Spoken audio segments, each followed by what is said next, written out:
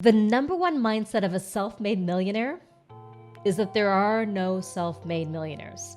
Because just like it takes a village to raise a child, millionaires thrive in community. Think about it. Most opportunities happen because somebody new comes into your world. Now, Jim Rohn famously said that you are the average of the 5 people you spend the most time with. So are you surrounded by people who challenge you to be your best every single day? And are you also supporting the people around you in becoming the best of who they are? Because it's not just about what you can get, it's about what you can give. Because millionaires are generous. And really embracing the role that other people play in your success can really mean the difference between struggling through life and really thriving, and the relief that comes from knowing that you don't have to do this alone. That we've got your back, or at least somebody has got your back. Because a lot of people are not good at asking for support. And even if you are good at asking for support, are you good at receiving the support that's being offered to you, right? Not a lot of people know how to find the right community and to really cultivate the role of community in their lives. So that's what this video is all about. How to become a self-made millionaire by not being a self-made millionaire. And my name is Marisa Murgatroyd, and I like to say that I turn everyday entrepreneurs into online superheroes so you can change the world from your living room. And one of the biggest questions that I get from the thousands of students that I teach and train and mentor every single day is, how do I find those high-profile clients? How do I find those high-profile partners? And how do I find those high-profile friends ultimately, the people who are going to help me get to that next level? And it feels like people sometimes think there's this magic key to unlock the inner chambers and the secret society where all the high-profile people live, but that's not the case at all. The truth is that it's who you're being that unlocks those relationships, because you magnetize to you people who are on a similar frequency. So when you're confident, you attract confident people. When you are successful, you attract successful people. But what comes first? Is it the millionaire or the millionaire mindset? It's the millionaire mindset. So when you have that confidence in yourself, that trust in yourself, that faith in yourself, you can also attract people who have that confidence, that trust, and that faith in themselves, regardless of the outcome of your life or what your life currently looks like. It's who you're being that creates the life that you want versus what you currently have. So never, ever, ever let your current circumstances determine your future success, because those things are related, but they're not 100% linked. You can make new choices starting right now and make new relationships starting right now, the relationships that will support you in becoming the next level of who you are becoming. And it all starts with understanding the stages that we progress through as human beings. You see, when we're young, we just take what we want. We're hungry and we take food. We take from our parents, and we need all of that to survive and to grow to the next stage where we start to focus on achievement, which is do, make it happen. And you're making it happen from yourself. And somewhere along the line, that gets a little bit exhausting, and you're like, you know what? I want to focus on giving and really supporting other people and not just making it all about myself and what I have to gain. And then further along the line still, you realize that in order to give fully, you have to be able to receive. And receiving is key. And it's really a cycle of giving and receiving that completes themselves and allow these relationships to thrive. Because if you're in a friendship where you're coaching everybody all the time or supporting everybody all the time, it gets exhausting, because who coaches and supports you? In real community and relationship is where you get to be seen for all of who you are, not just in your strengths and your moments of glory, but in your moments of heartbreak and frustration as well. True community welcomes and accepts all of who you are. The challenge is that most of us don't welcome and accept all of who we are, so it's hard to truly be in community until we have that self-acceptance. I like to teach my students about what I call the self-acceptance spectrum. And on the one side of the self-acceptance spectrum is embarrassment and even shame. And on the other side is overcompensation and even arrogance. And if you don't have full self-acceptance, you're going to go into embarrassment or shame, or you're going to go into overcompensation or arrogance. And when that's the foundation of how you're relating to somebody, it's hard to build those million-dollar connections and relationships that will take you to the next level. But when you find that spot of authentic self-acceptance, where you realize and accept all of who you are, which includes your shadows and your weakness and the things that maybe you used to be teased about or ridiculed about as a child, it includes all your fears and all your aspirations, then you can attract whole relationships, healthy relationships, and those are the million-dollar relationships. So if you're in any other mode than full self-acceptance, can you see that networking is going to be a little bit hard? Community building is going to be a little bit hard? And the thing is that most people have this really one-sided, kind of self-serving definition of networking and community building as trying to connect with people in the hopes that you can get something from them. So I like to redefine things that are challenging because most entrepreneurs struggle with networking, with marketing, with sales, with technology, and a lot of times it comes down to your definitions of these things, what you believe about them, and how you approach them.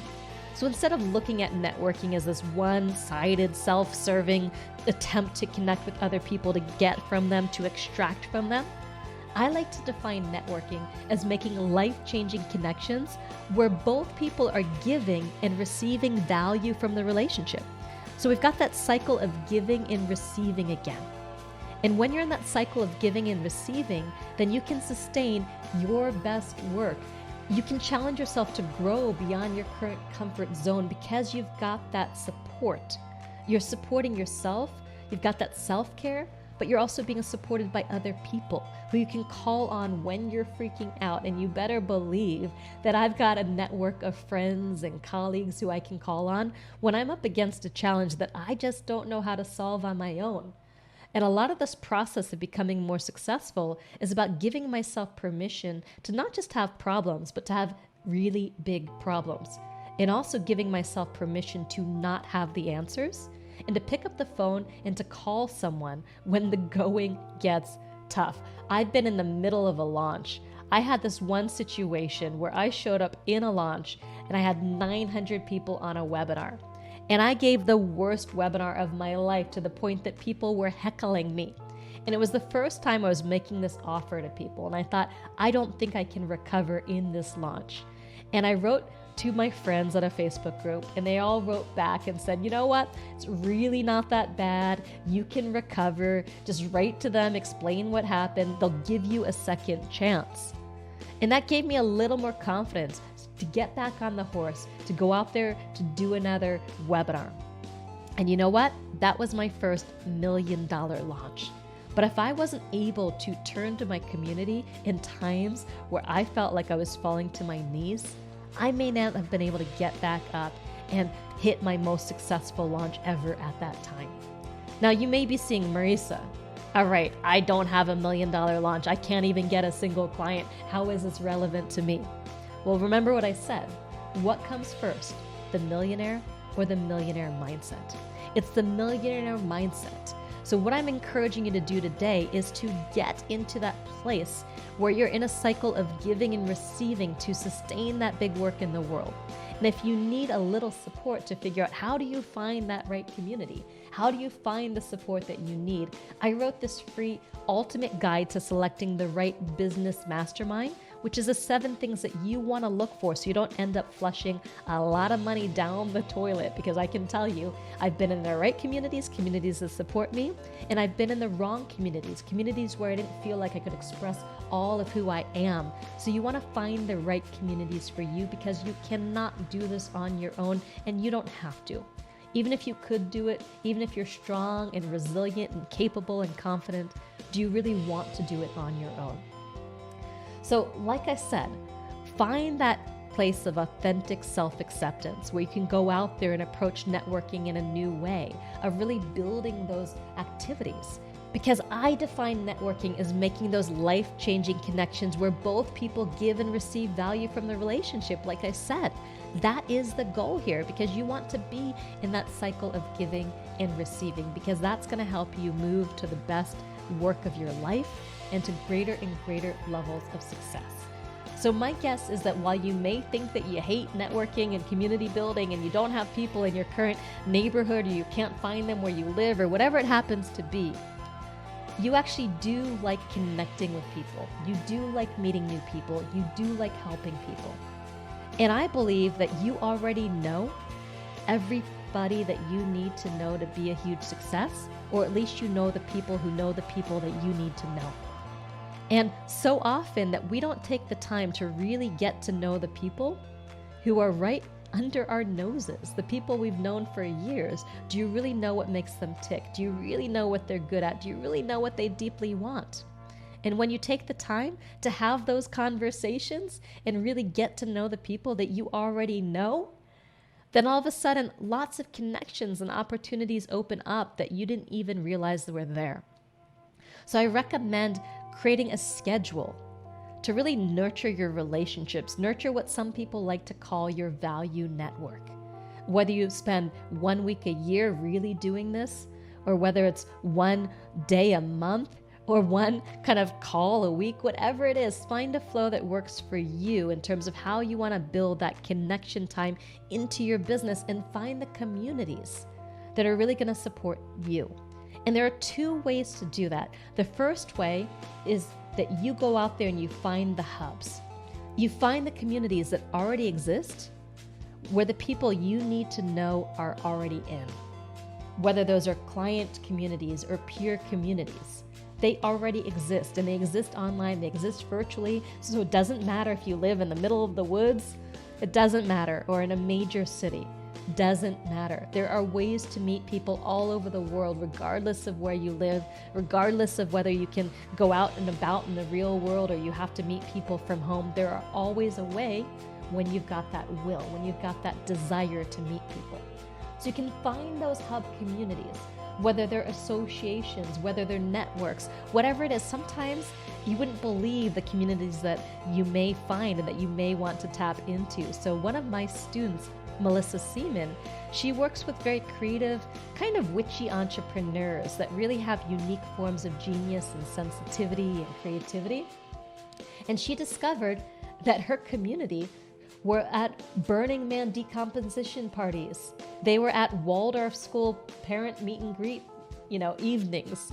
They were in all these different places because they had this shared set of interests to how they choose to educate their kids and how they choose to spend their time. So a lot of times it might not be this direct one-on-one match as to where those hub communities are. You're not necessarily going to the Chamber of Commerce like everybody says, or the BNI Networking Institute, or whatever it happens to be. A lot of times it might be more informal. I know more people than you would imagine who make the biggest business deals at Burning Man, in the middle of the desert, living in a tent or an RV or whatever it happens to be, because a lot of successful people are there.